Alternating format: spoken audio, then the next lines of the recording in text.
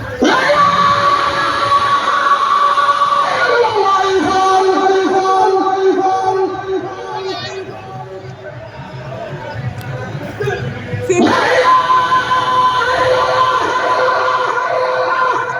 subscribe cho kênh Ghiền Mì Gõ để không bỏ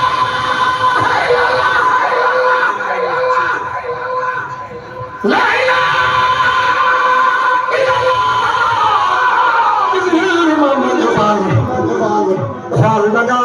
những video hấp dẫn